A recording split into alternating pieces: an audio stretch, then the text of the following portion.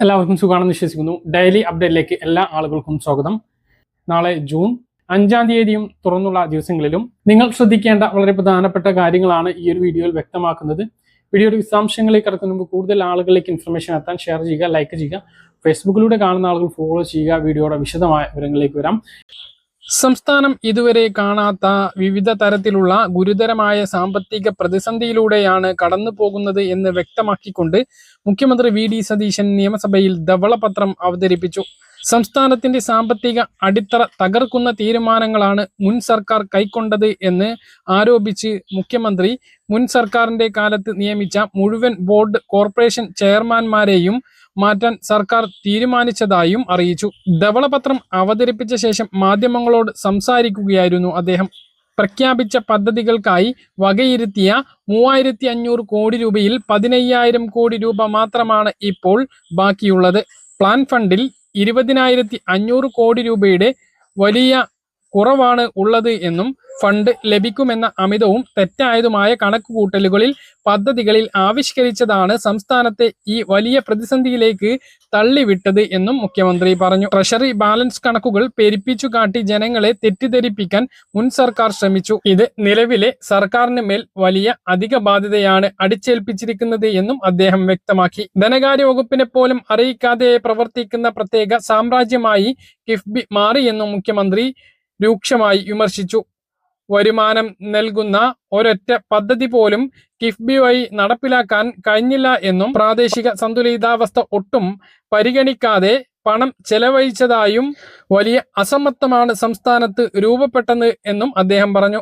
നിലവിൽ സംസ്ഥാനത്തിന്റെ കടം GSDP-യുടെ 35% എന്നും വികസന ചെലവ് ദേശീയ ശരാശരിയേക്കാൾ താഴെയാണ് എന്നും അദ്ദേഹം വിശദീകരിച്ചു.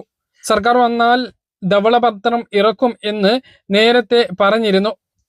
മുൻ സർക്കാർ ഉണ്ടാക്കി വെച്ചിട്ടുള്ള എല്ലാ കടബാധ്യതകളും എണ്ണിപ്പറയുന്ന ധവളപത്രത്തിൽ കഴിഞ്ഞ മെയ് 16 വരെ ട്രഷറിയിൽ നീക്കിയിരിപ്പ് 2211 കോടി രൂപ ഉണ്ട് എന്നും മാർച്ച് 31 വരെ 6322 കോടി രൂപയുണ്ട് എന്നും ഏപ്രിൽ 5263 കോടി രൂപയുണ്ട് എന്നും വ്യക്തമാകുന്നു. അപ്പൊ ഇങ്ങനെ പൈസ നീക്കിയിരിപ്പ് ഉണ്ടായിട്ട് പോലും എന്തുകൊണ്ടാണ് LDF സർക്കാർ അവസാന മാസമായിട്ടുള്ള ഏപ്രിൽ മാസത്തിൽ സ്ത്രീ സുരക്ഷാ പെൻഷൻ നൽകാതിരുന്നത് എന്ന് ഇപ്പോൾ നമുക്ക് വ്യക്തമാകുന്നില്ല.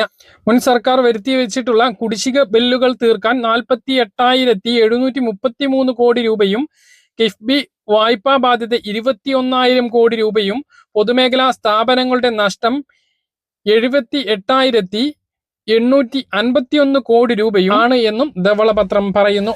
എന്തായാലും 19-ാം തീയതിയാണ് ബജറ്റ്. 5-ന് ഇന്ദിരാ ഗ്യാരണ്ടികളിൽ എന്തൊക്കെയാണ് നടപ്പിലാക്കാൻ പോകുന്നത് എന്ന് നമുക്ക് കാത്തിരുന്ന് കാണാം. പെൻഷൻ എത്രയാണ് കൂട്ടുക? 3000-ലേക്ക് എത്തിക്കുമ്പോൾ ആദ്യം 100 രൂപയോ 200 രൂപയോ വർദ്ധിപ്പിക്കാനാണ് ഇപ്പോഴത്തെ സാമ്പത്തിക പ്രതിസന്ധിയിൽ സാധ്യത. ഒറ്റഘട്ടമായിട്ട് 3000 രൂപയാക്കാനുള്ള സാധ്യത വളരെ കുറവാണ്. പിന്നെ വളരെ പ്രധാനപ്പെട്ട കാര്യം, സ്ത്രീ സുരക്ഷാ പെൻഷൻ തുടരാനാണ് UDF സർക്കാർ തീരുമാനിച്ചിട്ടുള്ളത് എന്നുള്ള അനൗദ്യോഗികമായിട്ടുള്ള വിവരം വരുന്നുണ്ട്. UDF സർക്കാർ അത് ഇപ്പോൾ നിർത്തിയിട്ടുള്ള ആ ഒരു പദ്ധതി വീണ്ടും തുടങ്ങും എന്നുള്ള റിപ്പോർട്ടുണ്ട്. അത് സ്ത്രീകൾക്ക് വളരെ പ്രതീക്ഷ നൽകുന്ന ഒരു കാര്യമാണ്. ഗ്യാസ് വിലയെയും LPG ക്ഷാമത്തെയും മറികടക്കാൻ LPG-യേക്കാൾ വളരെ കുറഞ്ഞ ചിലവിൽ പ്രവർത്തിപ്പിക്കാൻ കഴിയുന്ന തദ്ദേശീയമായ എഥനോൾ അധിഷ്ഠിത പാചക സ്റ്റൗ, എഥനോൾ കുക്കിംഗ് സ്റ്റൗ ഉടൻ പുറത്തിറക്കുമെന്ന് കേന്ദ്രമന്ത്രി നിതിൻ ഗഡ്കരി വ്യക്തമാക്കി. കരിമ്പ്, ചോളം, കർഷക അവശിഷ്ടങ്ങൾ എന്നിവയിൽ നിന്നും നിർമ്മിക്കുന്ന ഒരു ജൈവ ഇന്ധനമാണ് എഥനോൾ. സാധാരണ പാചക ഇന്ധനങ്ങളെ അപേക്ഷിച്ച് കാർബൺ മോണോക്സൈഡ് പോലുള്ള മാരകമായിട്ടുള്ള വാതകങ്ങളുടെ പുറന്തള്ളൽ എഥനോളിന് വളരെ കുറവാണ് എന്നും മന്ത്രി വ്യക്തമാക്കി.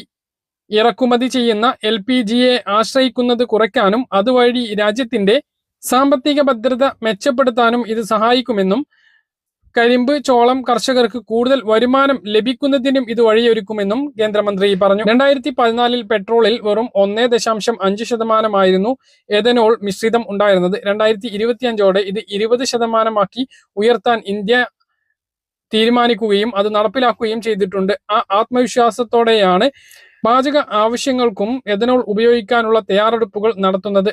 ഇറാൻ യുദ്ധം കാരണം അസംസ്കൃത എണ്ണയുടെ ലഭ്യതയും വിതരണത്തിനുമുള്ള പ്രതിസന്ധിയാണ് ഗ്യാസ് സിലിണ്ടറുകളുടെ വിലയിൽ പ്രതിഫലിച്ചിരിക്കുന്നത്. ഇത് നിയന്ത്രിക്കാൻ എഥനോൾ ഉപയോഗിക്കുന്നതിലൂടെ കഴിയും എന്ന് നിതിൻ ഗഡ്കരി പറഞ്ഞു. കാര്യങ്ങൾ ഇങ്ങനെയൊക്കെയാണ് എങ്കിലും വൻതോതിൽ അരി എഥനോൾ ഉൽപ്പാദിപ്പിക്കുന്നതിന് വേണ്ടി പോകുന്നുണ്ട്. നിതിൻ ഗഡ്കരിയുടെ മകന്റെ കമ്പനിയാണ് ഇത് രാജ്യത്ത് നടപ്പിലാക്കുന്നത് എന്നുള്ളതും ഒരു വിമർശനമായിട്ട് ഉയരുന്നു. ഈ ഗ്യാസിന് പകരം എഥനോൾ സ്റ്റൗ ഉൽപ്പാദിപ്പിക്കുന്ന കാര്യമല്ല, പെട്രോളിൽ 20% ചേർക്കുന്നതുമായി ബന്ധപ്പെട്ട കാര്യമാണ് പറഞ്ഞത്. ഏറ്റവും പ്രധാനപ്പെട്ട കാര്യം ബോഡികളിൽ സ്റ്റിക്കർ പതിക്കാം, വാഹനത്തിന്റെ ബോഡികളിൽ സ്റ്റിക്കർ പതിക്കാം എന്നുള്ളതാണ്. അശ്ലീലമല്ലാത്ത ഏത് സ്റ്റിക്കറുകളും ഇനി വാഹനത്തിന്റെ ബോഡിയിൽ പതിക്കാം എന്നുള്ളതാണ്. ഇത് നിയമമായിട്ടില്ല, ശുപാർശയാണ്. അതുപോലെ തന്നെ വാഹനത്തിന്റെ ഉള്ളിൽ ആംബിയന്റ് ലൈറ്റുകൾ സ്ഥാപിക്കാം.